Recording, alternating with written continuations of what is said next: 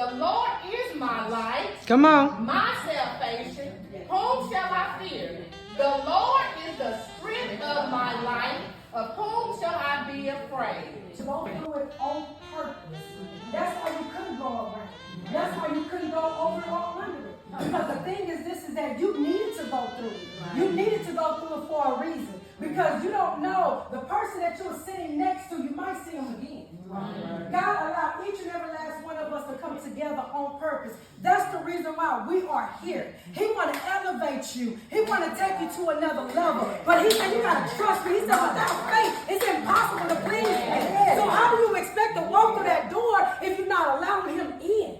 Amen. So you have to trust the process. I like what you said when you start talking about your husband.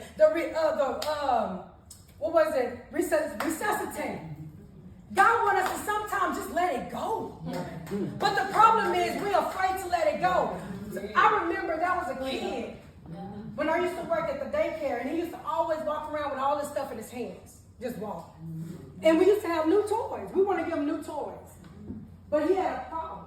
He didn't want to let go of what was in his hands to grab hold to the new toy.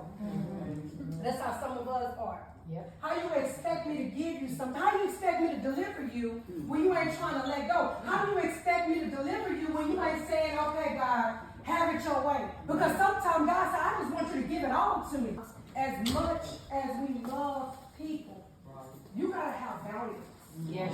You got to have boundaries. See, it's interesting that we'll have boundaries when we don't want nobody to hurt our feelings.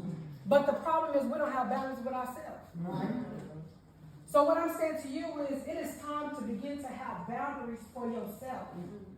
It's time to cross over. It's time to go to the next level. I'm not talking about because we're going into 2025. No, it's time for you to move forward.